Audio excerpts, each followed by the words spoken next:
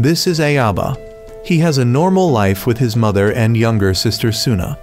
After breakfast, he set out for school, rushing to catch the train on time and luckily making it. He met his close friend after the recent summer break and went to class together. Upon arrival, everyone learned that the seating arrangements had changed and Ayaba would have to sit next to Hina. She seemed shy and avoided looking at Ayaba. According to Ayaba, Hina had returned to Japan a few months ago. The two rarely talked, so he felt she was cold and distant towards him. When she dropped her eraser, Ayaba picked it up for her. Not knowing how to thank him, she became flustered and almost fell while grabbing the eraser. Ayaba caught her, making her even more embarrassed, but the teacher told them both to focus. During the break, Ayaba played basketball with two friends. They wondered why Hina seemed to pay attention to Ayaba, but he was too focused on playing to care about what his friends were saying. Ayaba's big friend approached Hina and asked if she really liked Ayaba because she kept watching him. He was very grateful to and respectful of Ayaba, as they were both in the basketball team before. But he had suffered an injury and had to transfer to this school because it was close to the hospital. Ayaba had also transferred here with him, so he deeply valued Ayaba. Suddenly, Hina noticed some kind of warning out at sea. A mecha appeared, and according to the pilot inside, he had just traveled from the future. Luckily for him, his target, Ayaba, was also in this time period. He quickly rushed towards the land. He soon reached Ayaba's school before Hina had a chance to explain to him. Ayaba was immediately held at gunpoint by the pilot and forced to run. The pilot scanned with infrared and saw that Ayaba was still alive, so he immediately gave chase. Along the way, Ayaba's two friends fell down, but seeing that the mecha wasn't targeting them, Ayaba knew he was the target and ran ahead. The pilot found the mecha's auto-aim mechanism to be useless, so he aimed manually. But his skills were even worse than the machine's. He continued to chase Ayaba, while Hina got on a motorcycle and sped off. Ayaba ran into a crowded residential area, but the pilot calmly pursued and wreaked havoc there. Hina told Ayaba to follow her. She drove into a warehouse and activated her own mecha stored there. She then flew to engage the pilot outside to help Ayaba. As Ayaba was about to run away, Hina called him to climb up with her. The other pilot was shocked when he discovered Hina. He was angry, not understanding why Hina was doing this to him. He then grabbed a weapon, lunged forward, and cut off one of her arms, but she still had the other arm to fire. She aimed at crucial parts and fired, causing the other pilot to fall. She believed she had destroyed his power source. When Ayaba wanted her to explain everything, she confessed that she and the other pilot were from the future. She knew the other pilot was targeting him, so she came back here to monitor and protect him, because Ayaba's future self had instructed her to do so, saying that someone would certainly try to kill his past self. Hina, thinking her job was done, planned to escape and let Ayaba return to his normal life. But suddenly, the other pilot wasn't completely defeated. He desperately lunged to grab Hina's mecha. He activated self-destruct to take her and Ayaba with him. She couldn't open the cockpit because he was blocking it from outside.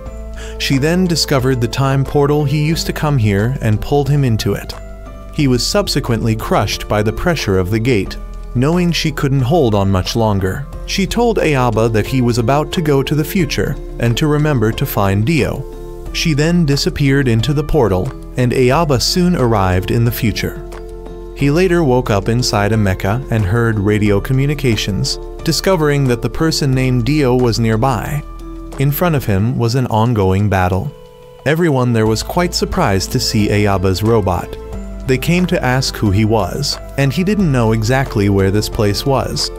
They also didn't know who Hina was before, but first they had to get out of this situation. The young man named Dio then approached Ayaba to prepare to combine with him. Ayaba didn't understand everything, but at least he could fight alongside others. The captain of the team has allowed Ayaba and Dio to merge because he believes this is the only way to win the battle at this moment, and if anything goes wrong, he will take responsibility. The command team then called Dio and told him to combine with Ayaba. He understood and relayed this to Ayaba, specifically that he only needed Ayaba to follow his instructions. Ayaba complied, and immediately after, his robot showed signs of transformation along with Dio's robot. Dio then flew over and stood with Ayaba. Dio took the initiative to charge forward and fight, surprising everyone with how highly compatible Ayaba was with him. Ayaba gradually began to understand the mechanism and how to control the mecha. This was the information sharing mechanism when merging together. Ayaba could see the actions he needed to take to control the robot. Dio had started to toy with the enemy in the air, while the mission command was surprised that Ayaba could also fight on his own. However, this synchronization affected both sides, as when Ayaba was knocked back, Dio was suddenly jerked backward as well. Ayaba stood up to fight and could even fly on his own. When the enemy chased him, he saw instructional images and turned back to slice the enemy in half. The robot exploded, and the enemy, now angered by their comrade's death, began to fear the power of the synchronized pair and decided to retreat. The base then ordered Dio's group to return without pursuing. The deputy commander asked the commander what to do with Ayaba, and he said he would deal with it later, as the priority now was to leave this base because it was heavily damaged. Ayaba was very tired at this point, and Dio understood this, so he released the synchronization. Ayaba lost his wings but managed to land safely. The others then came to Ayaba. He didn't know how to open the cockpit, but Dio opened it and pointed a gun at him, asking who he was. The commander reported to his superiors that they were about to leave the base. The superiors wanted him to erase everything about the experiment at this base, including Ayaba. He was being interrogated and learned that it was the year 2088. At this time, Japan was an ally of the Free Federation, and since last year, the Free Federation had declared war on the Federal Republic. He then asked if this was really Dio, but Dio wanted him not to talk as if they knew each other. Moreover, Dio didn't believe that he was a person from 70 years in the past. The commander then had orders to call the first mate and Dio for a meeting. Ayaba took out Hina's hairpin, hoping to remind Dio of something, but it seemed Dio didn't know who Hina was either. After hearing that Ayaba was from 70 years ago, the commander was skeptical, as time travel wasn't unusual in this era. Anyway, since Ayaba had fought to help them, they would temporarily keep him on the ship. They also wouldn't detain him to avoid unnecessary misunderstandings. Dio didn't want to fight with Ayaba anymore, even though they had very high compatibility. Ayaba was then given back his belongings, and a girl and her brother guided him on some basics like opening doors on this ship. This place was very large, so he needed to limit his movement if he didn't want to get lost. The ship was about to depart, so the other two left first. Ayaba felt that maybe Hina was wrong to bring him here because Dio didn't seem to welcome him at all. The ship then officially shook and took off. Meanwhile, out at sea, the enemy from the Republic side had sent out the previous units to attack the Federation ship again, and the Federation side was still unaware as they took off from the devastated base. Around the first half of the 21st century, humans discovered a new type of energy. This energy changed the entire world situation. Possessing a new energy source made the Republic grow very quickly and expand across the continent. The opposing countries were forced to form an alliance and establish the Free Federation to confront the Republic. The constant disadvantage against the growing Republic forced the Federation to come up with a new trump card, which was the synchronization system. This could help them fight on par with the Republic. However, this synchronization mechanism repeatedly encountered unexpected failures, causing the entire project to collapse and pause. And 1 year ago, when the battle resumed, this research was continued, but it was concealed in secrecy. The girl Mayu was explaining this to you, but he dozed off, causing her to become very angry and shout. The reason the commander wanted Mayu to explain everything in detail to Ayaba was because he might still need your power, and since this was a national secret, letting Ayaba know also meant they would have to monitor he closely. Ayaba now had to follow to apologize to Mayu because he was really tired and fell asleep. While at school, they were suddenly attacked, then brought here to fight while synchronizing. He also mentioned Hina, but Mayu didn't know which Hina he meant, so she believed he were opening up and imagining a bunch of scenarios from the past. She then took Ayaba to see the mecha he had piloted earlier. He noticed it wasn't like the mecha he came here with Hina. Mayu explained this was a special mecha that couldn't have a second one, specially made for a specific pilot, so if he use it next time, it will synchronize better to suit you. Ayaba didn't know he would still have to use it, while Mayu didn't understand why the commander asked her to modify this robot.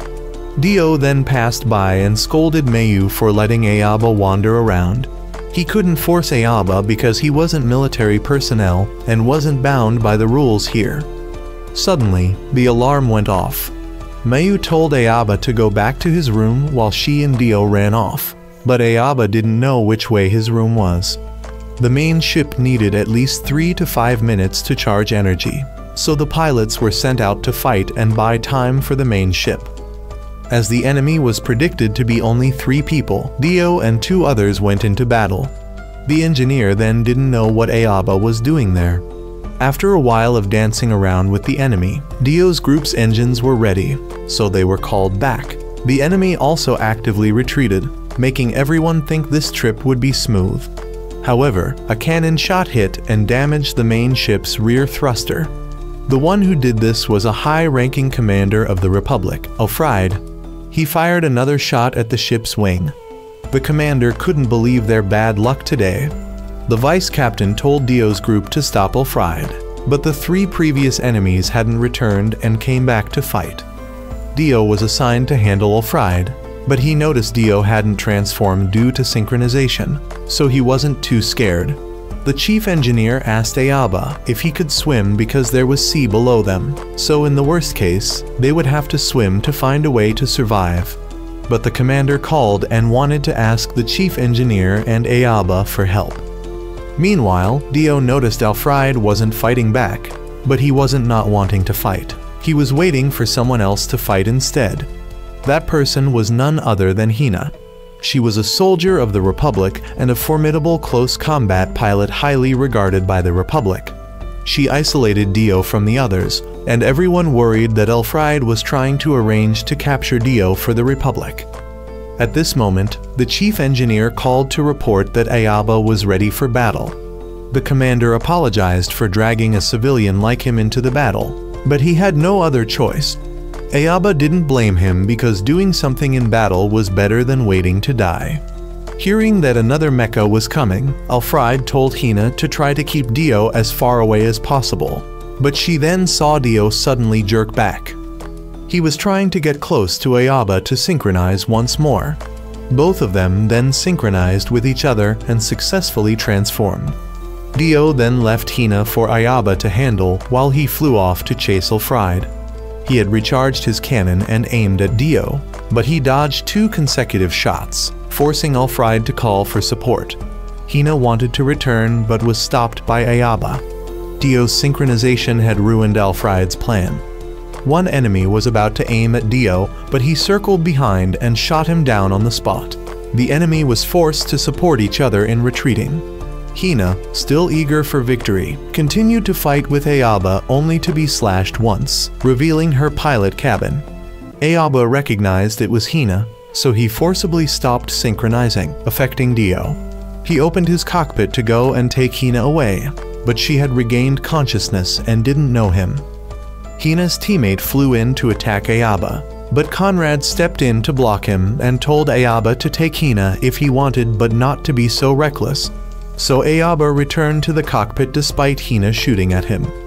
The enemy then rushed in to take Hina away, and Alfred fired a shot that hit Conrad.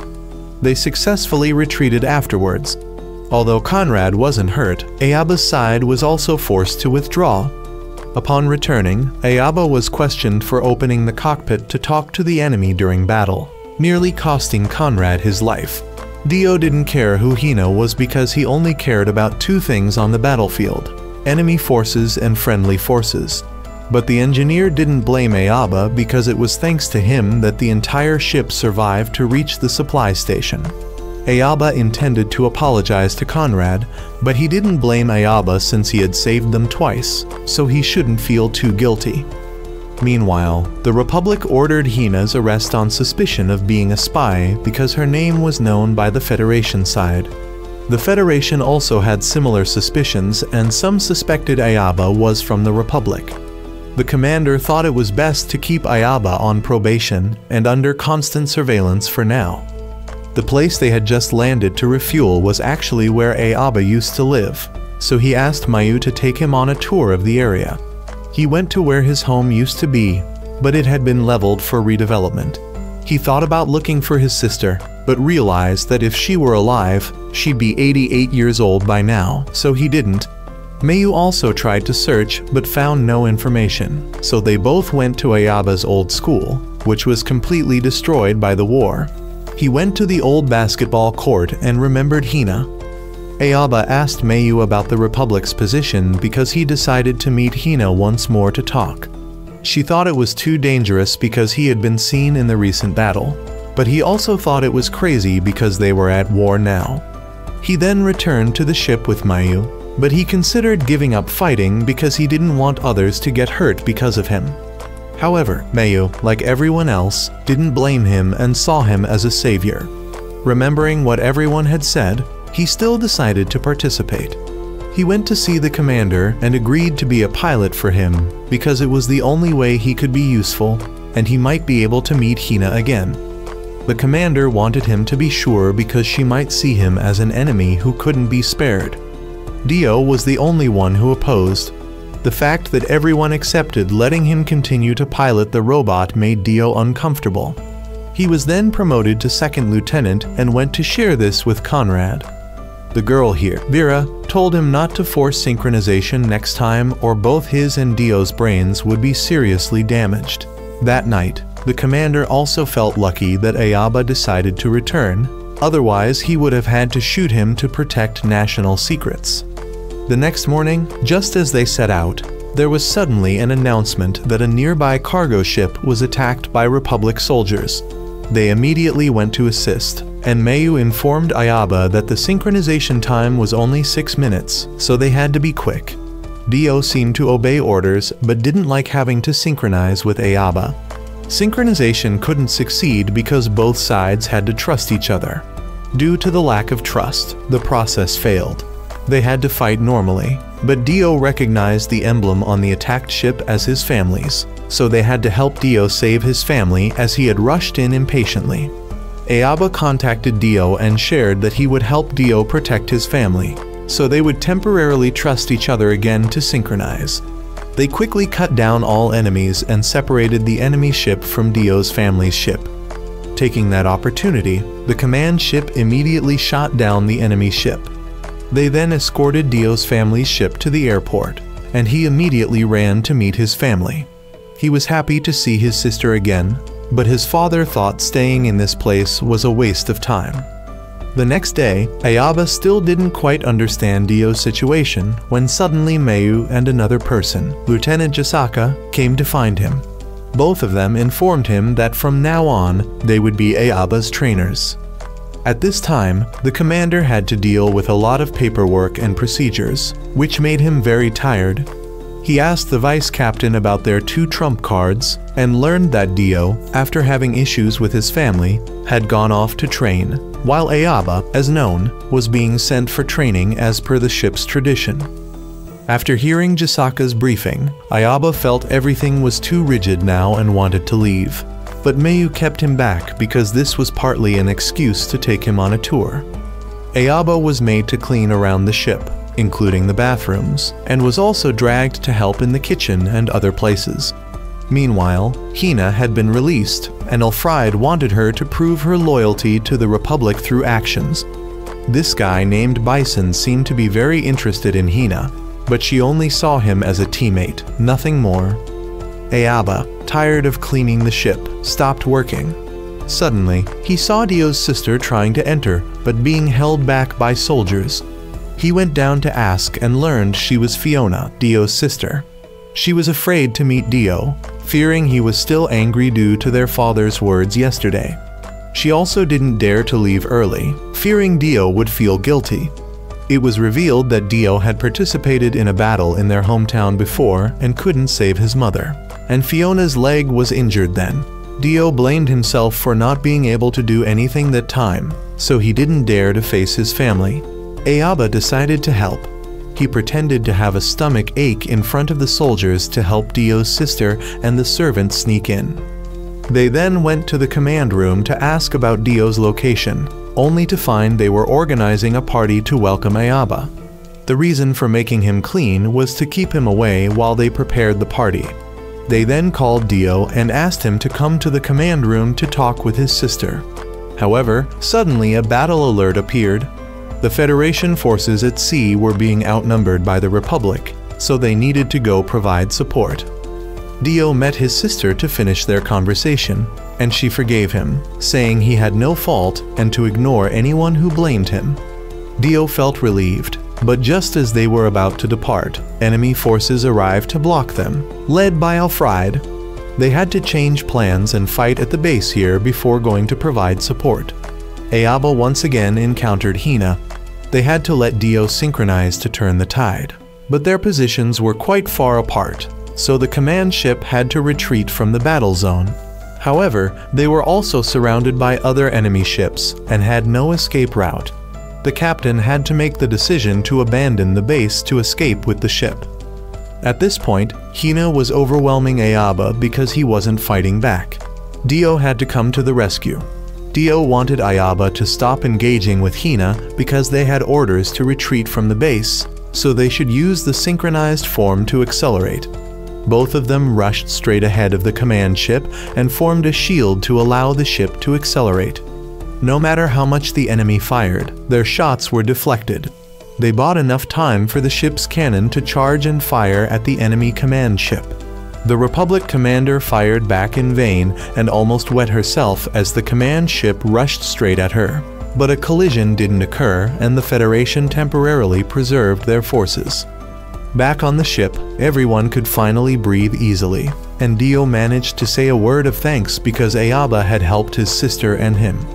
Not long after, the matter of a part of the Federation secretly researching synchronization technology was exposed, largely due to Dio and Ayaba. Therefore, an inspection team would be coming soon to observe Ayaba and Dio along with their mechas. The commander wanted the vice captain and some others to wear swimsuits for a promotional video to attract more supporters for them. Just then, the passenger ship arrived. Ayaba had heard about the upcoming promotional team and thought it strange to have such things during wartime.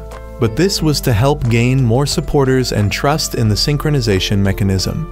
The promotional team then entered and was very surprised to see the two mechas and their pilots. However, they came mainly to film Dio, so Ayaba didn't need to participate. This time, they had invited someone named From to film the commercial with Dio. From had come to greet Ayaba and asked to borrow his mecha during the commercial shoot. The advertising crew then went to the command room, and the deputy captain showed them the top secret areas that were off limits. From tried to demonstrate how smooth talking he was by showering the deputy captain with compliments, which she obviously didn't care about. Meanwhile, Mayu and her friend Rose planned to check out the guys from the advertising crew. As soon as Rose met From, she immediately switched to boy crazy mode and asked to lead the entire advertising crew on a tour of the ship. Dio silently left, so Ayaba had to chase after him to ask if he knew From. He did know him, as they had attended the same training school. From was a sociable person always surrounded by others, completely opposite to someone like Dio, who believed that getting close to others was unnecessary for a soldier. However, Ayaba had to admit that From wasn't bad looking. It was just that Dio didn't like talkative people. During this time, Alfred had reported some things to his superiors, and they wanted him to continue showcasing himself in future missions. Hina, on the other hand, kept thinking about Ayaba. She didn't know what was wrong with Ayaba and why he knew about her.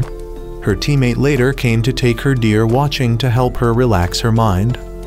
Back at the Federation, Rose was allowed to be the mech for the commercial. She went to interview the chief engineer, who found it annoying to be disturbed while working. They later went down to the kitchen to inquire about the meals served to everyone on board. The chef informed them that he had put a lot of effort into his work, so no one had the privilege of eating better than others. Additionally, a swimsuit advertisement segment was inevitable, but the deputy captain had left Vera and Mayu to handle this matter. Meanwhile, the Republic had started researching the Federation's synchronization mechanism to prepare for a counterattack. At the same time, a Republic battleship had begun planning another attack on the Federation. Back on the other side, From and Dio were being tested to see if they could synchronize with each other, but the result was negative. Dio's synchronization waves had started to deviate from what they were before. Previously, Dio and From had compatible results for synchronization, but now they were off for some reason.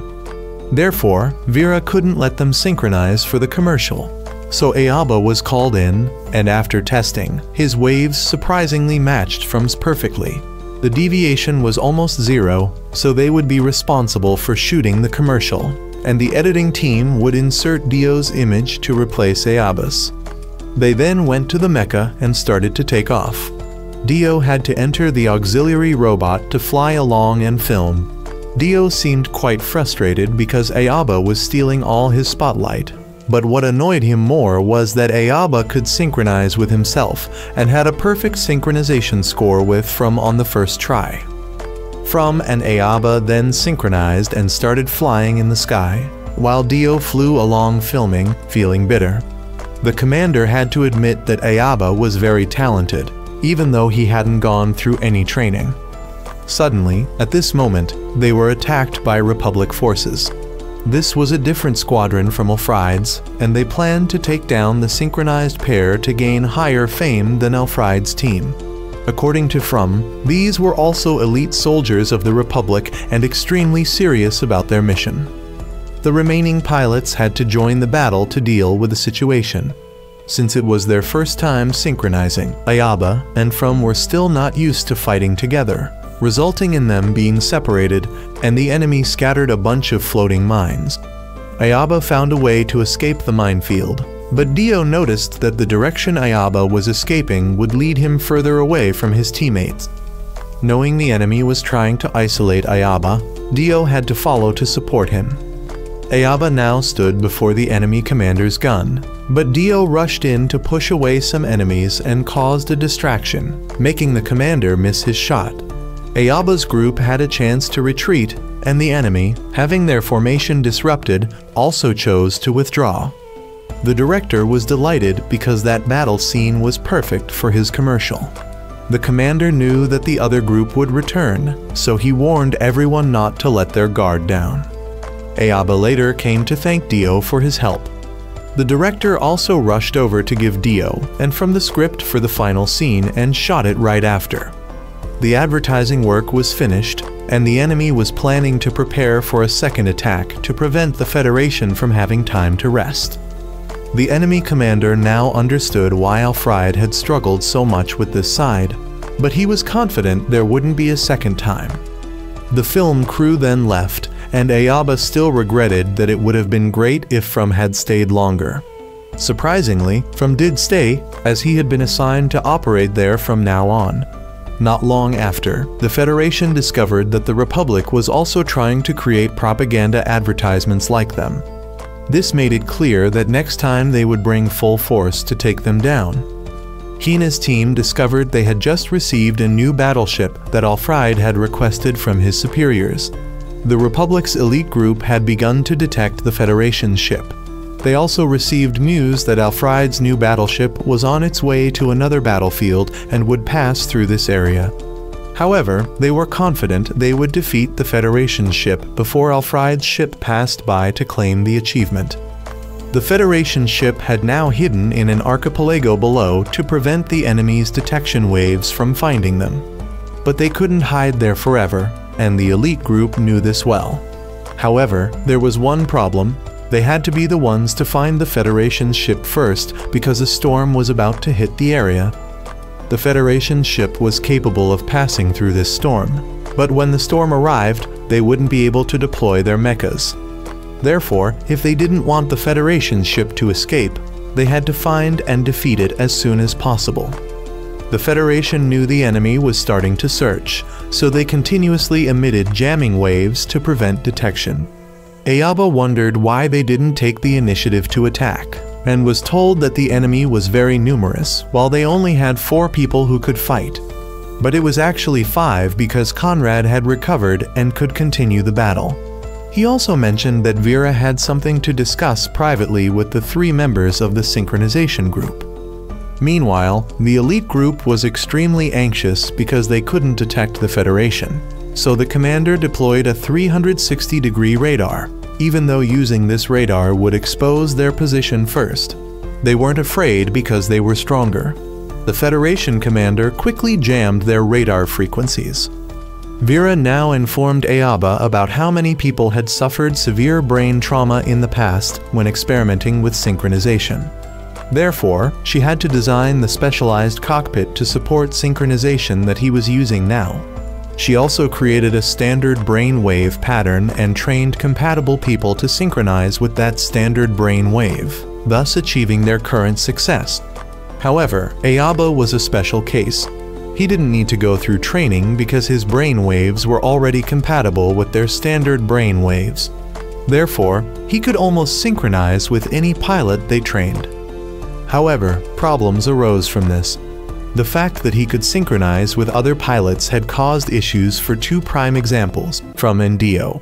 It caused their brain waves to deviate far from the original standard brain waves. As a consequence, the more they synchronized, the less Dio and From would be able to synchronize with anyone other than Ayaba. Synchronizing with Ayaba was a double-edged sword. However, if they stopped now, Dio and From could still train to return to the standard brain wave synchronization. Suddenly, at this moment, their ship was detected by the enemy, but not by the elite group's ship. It was Ulfried's new ship. However, he was ordered to leave the prey for the elite group. So Ulfried had to tell Hina to be patient for a while longer to regain their honor. As soon as the elite commander received the Federation's position, he told Ulfried's side to sit back and watch him fight without needing to assist. The Federation commander saw that the enemy had no intention of attacking all at once, so they could still handle it. Vera now wanted all 3 to clearly decide who they would pair with this time. All 3 decided to make their choices simultaneously. And so in the end, Ayaba and Dio pointed at each other while From chose to withdraw. Ayaba asked Dio if he was sure about this decision, to which Dio replied that he would rather throw away all his training efforts than risk leaving Ayaba alone in battle to synchronize with an uncertain From. Besides, they were still not sure if retraining would successfully return them to standard brainwaves, so they just hoped there was still a way to salvage the situation. Both sides then went into battle, and the commander noticed that the enemy had 10 units and had split into 2 flanks. So the synchronized pair would handle one flank, while the other 3 would take care of the remaining flank. However, Ayaba's flank started to feel strange as they couldn't see the enemy commander anywhere. Just as they realized they were being trapped, the commander and a few others revealed themselves to catch both of them off guard.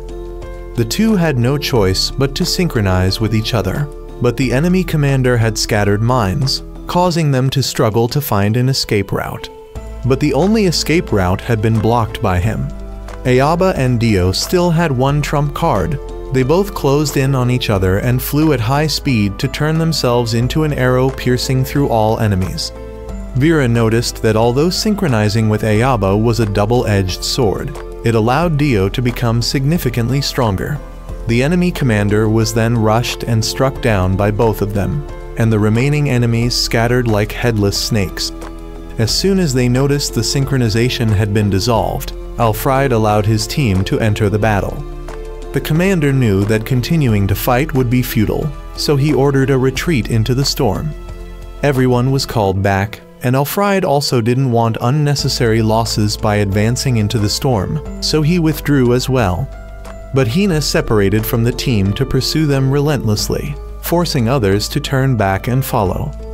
Ayaba and Dio had returned to the ship by this time, but before Ayaba could enter, he was blocked by Hina. He had to stay and fight and couldn't go inside. Hina's teammates tried to advance, but were pushed back by the Federation's ship, and soon both were blown down by the storm. When Ayaba later regained consciousness, he found himself on an island. The mecha had run out of power, so he couldn't communicate. He got out of the mecha and found Hina trapped in a stream. He ran down to check and saw that she was still unconscious, and the cockpit was flooded with water. Ayaba tried to open the cockpit, but it wouldn't budge. Meanwhile, on Alfreid's side, the female supervisor didn't want to send people to search for Hina, but wanted to focus on finding the elite team leader, believing he was still alive. As for Dio, he also wanted to go find Ayaba, but the commander thought that the priority now was the safety of everyone on the ship. When the storm passed, they would be forced to leave immediately. Dio angrily walked away, and the commander knew that even if he forbade it, Dio would set out to find Ayaba. Hina had now regained consciousness and began to control Ayaba. She tied Ayaba up and went to check on the robot, but it wouldn't work. The situation was similar with Ayaba's robot, but she managed to get Ayaba's bag from inside. She then used a gun to control Ayaba, and he still tried to believe this was the Hina he knew. But she spoke directly, saying she didn't know how similar she was to the Hina he knew, but she wasn't her and didn't know him at all. She was a Republican soldier, not his classmate. Dio, seeing that the storm had eased, wanted to go find Ayaba. From also went along and let Dio know that the commander only gave him 3 hours to search. Meanwhile, the Republicans were still trying hard to find the team leader, but there was almost no trace. Ayaba was now sitting and talking about the Hina he knew. He really wanted to meet the previous Hina to ask her about things he was still confused about. Suddenly, Ayaba's robot up there slipped down the slope and fell, pushing a pile of dirt and rocks down and blocking the cave entrance. Both were forced to find a way to dig a path to escape. Hina took a shovel to dig, and Ayaba wanted to help because he didn't want to die there either. He then dug with Hina, but no matter how much they dug, they couldn't make a hole because dirt from above kept falling down, so they both changed direction and climbed up to dig. Meanwhile, Bizon's team had found the wreckage of the team leader's robot, so Alfreid decided that from now on, it would be his team's job.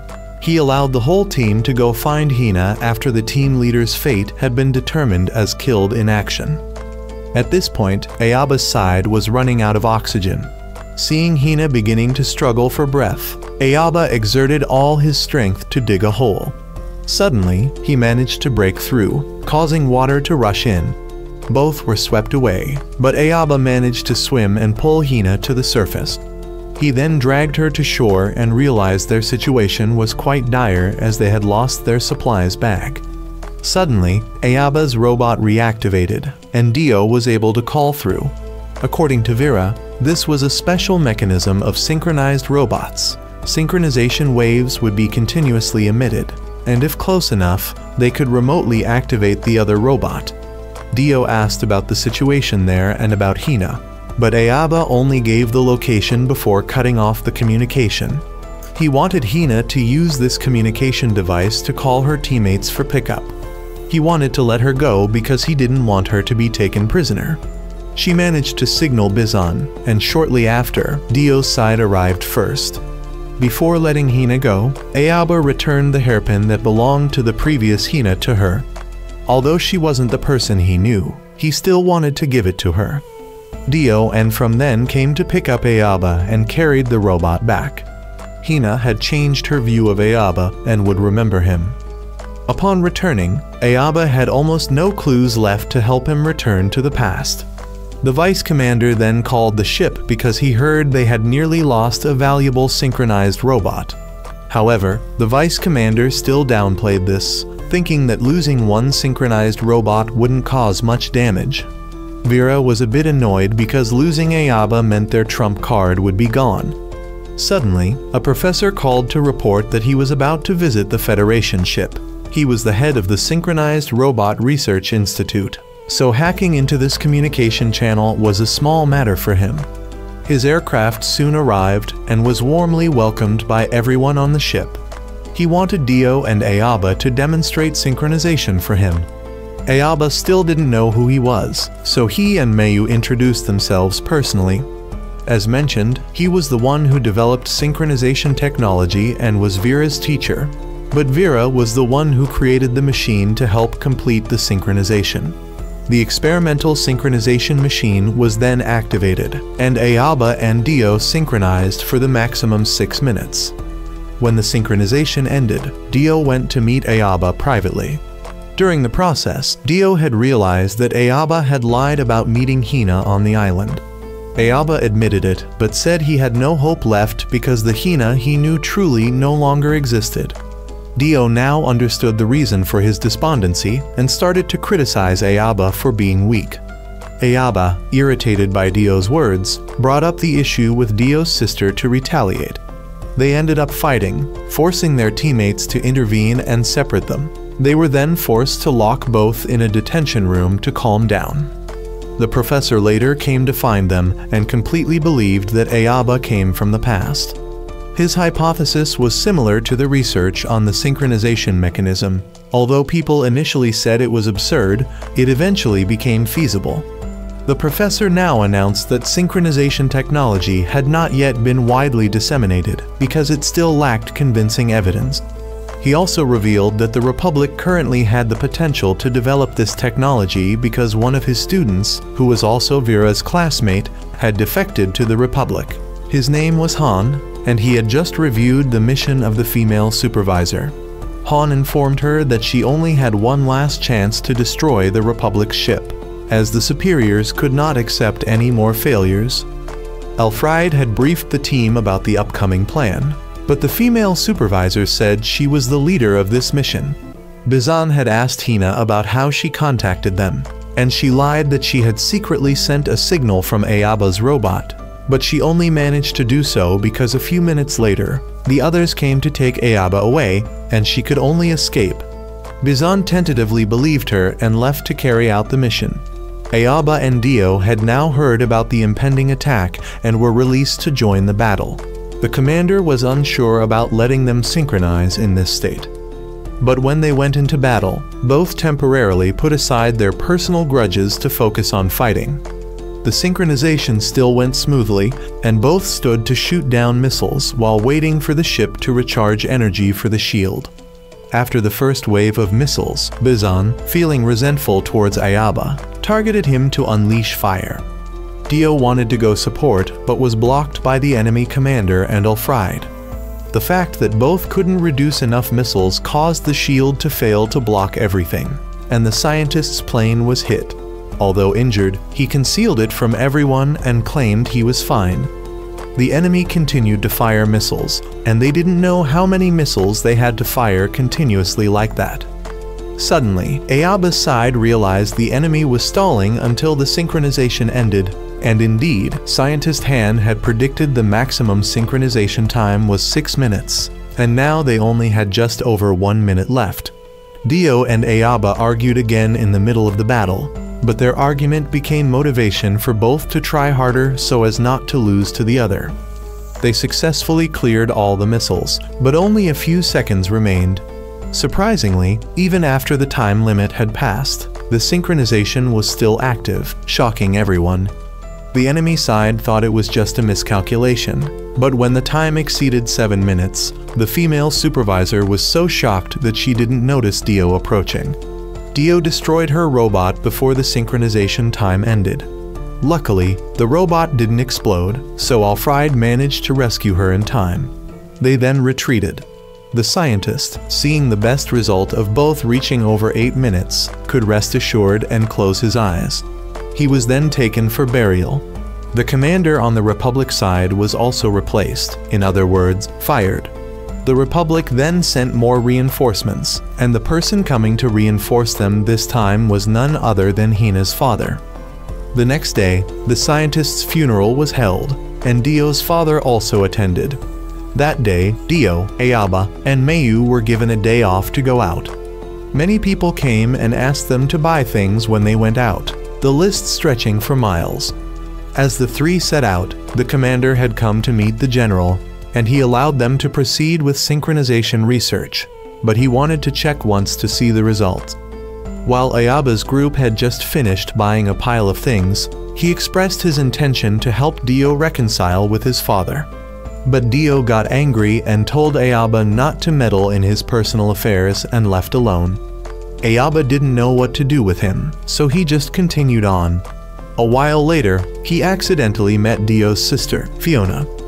Meanwhile, Vera had told the captain about Han. She defined him as a genius, admitting she had to concede to him.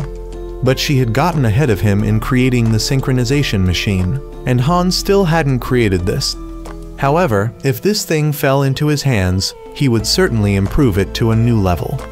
Han now also wanted to urgently find a way to steal Vera's technology to improve, because he was confident that with the Republic's technology, it would be very simple.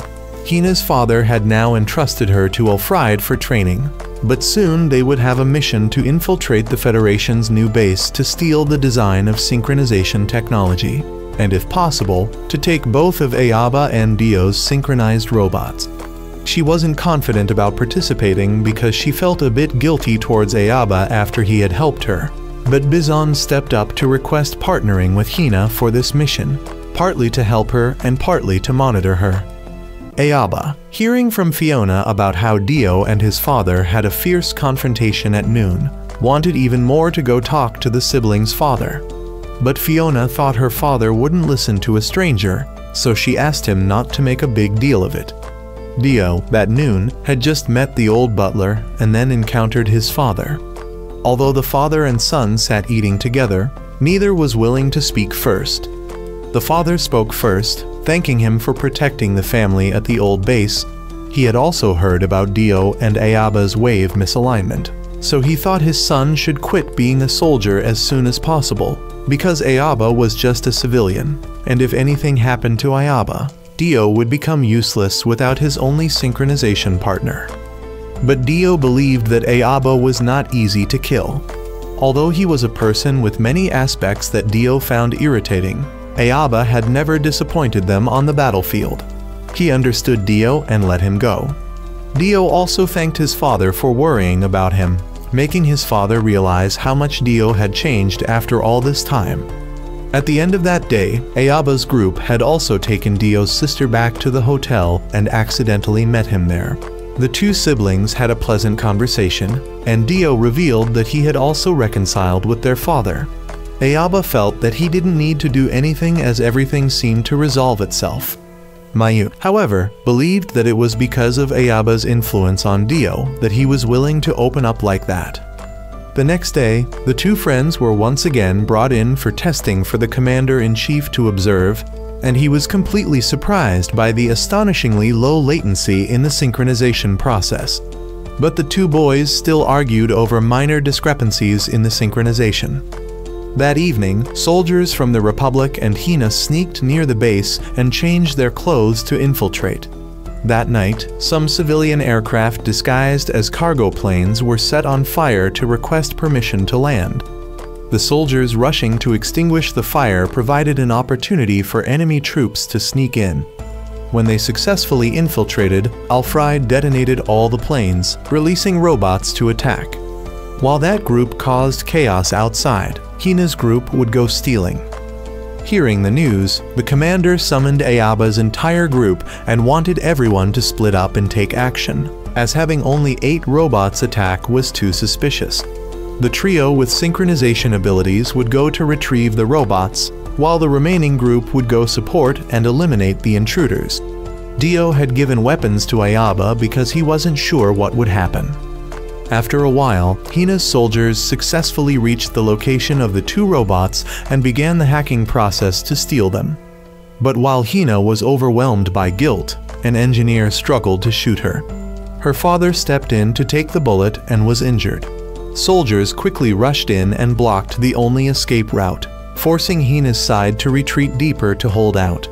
Her father and Hina were taken to a room for temporary shelter, knowing he didn't have much time left. He revealed a truth to Hina, that she wasn't his biological daughter, but a child he had adopted after finding her on the battlefield. Meanwhile, Ayaba's group had been separated due to a robot falling and blocking their path. Hina's father wanted her to leave and let him have his most glorious moment in his final moments. She painfully left and encountered Ayaba. She now didn't know who she really was. She wasn't the Hina that Ayaba knew, nor was she her father's biological daughter. At this time, Bison heard that Hina had disappeared and frantically went to search.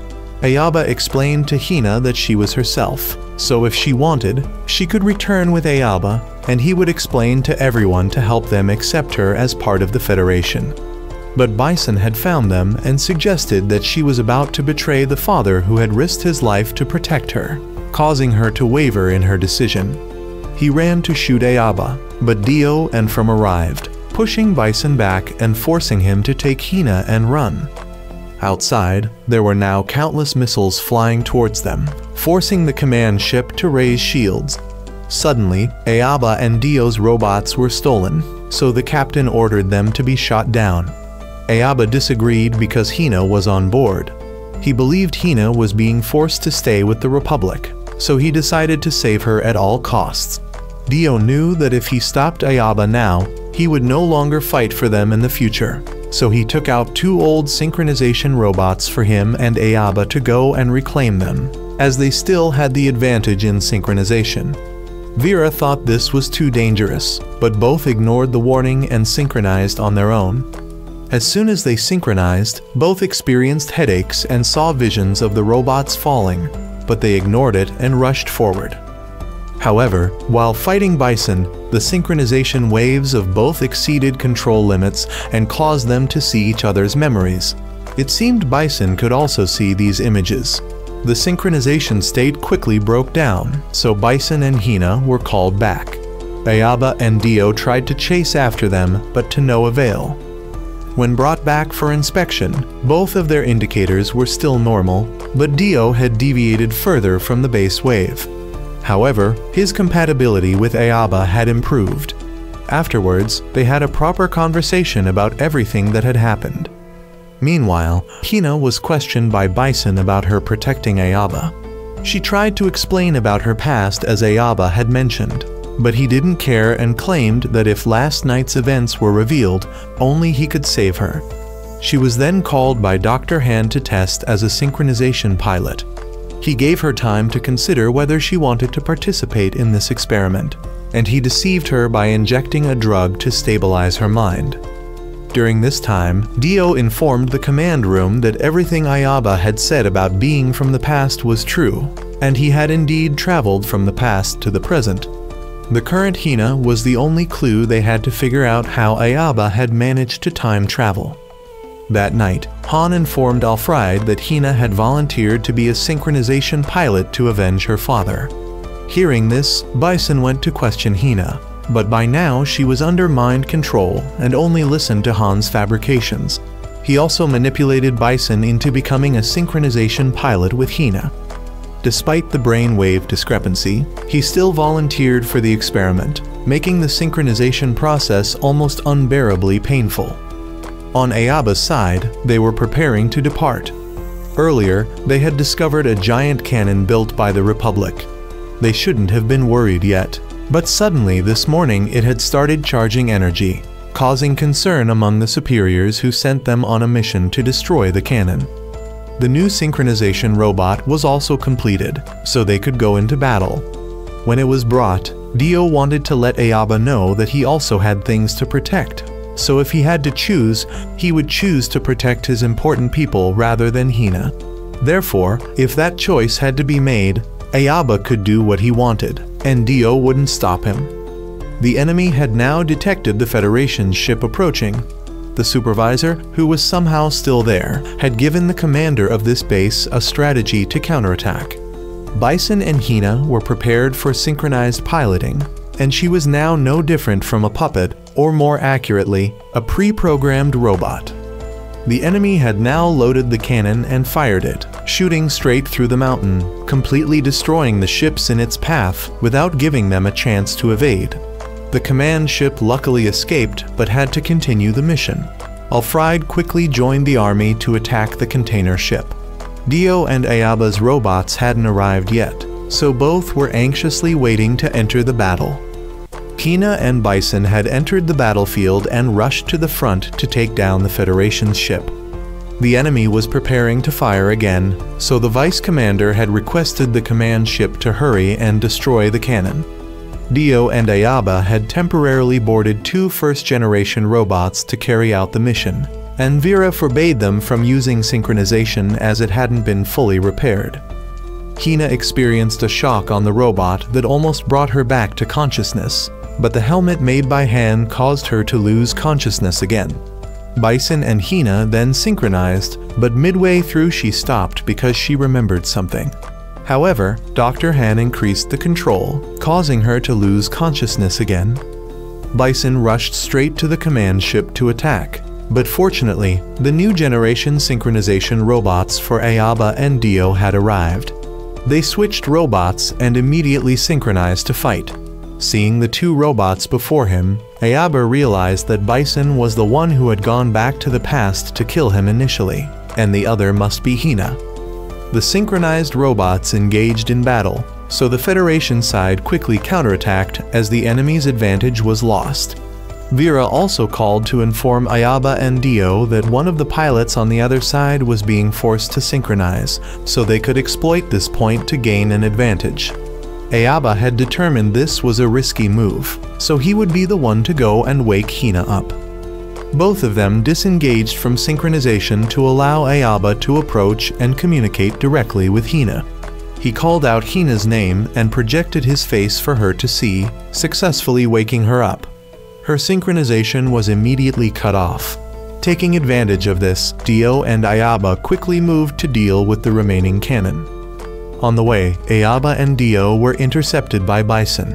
He recaptured Hina to force her into synchronization again, but she tried to resist. Ayaba decided to take a risk and sent a signal to synchronize with Hina. She responded to Ayaba's call, and they quickly succeeded. Their synchronization rate was even higher than with Dio. They used this combined technique to block the enemy's cannon shot. The immense power helped them successfully block that cannon shot. However, the reaction between their technique and the cannon shot once again created a space tunnel. Bison was sucked in, and Hina realized that if she left Bison like that, he would return to the past and kill Ayaba, so she rushed to go through the portal with him. Ayaba tried to stop Hina, but was held back by Dio. She had completely returned to the past, and Ayaba now understood that Hina had been caught in a space loop, and he had never once managed to stop or save her from it. But he made a quick decision, and just as Hina was about to rush in with Bison, he rushed to save her. Dio also decided not to stop Ayaba anymore, but flew with him to hold on to Hina and use full force against Bison. The loop was ended here, and Allied forces quickly shot down the Republic's cannon. The Federation side achieved a great victory. Now, when Hina asked Ayaba why he didn't enter the vortex to return, he believed there would still be opportunities in the future. Moreover, if he left now, there would be people who would miss him terribly. They then returned together in glorious victory, and the film ends here.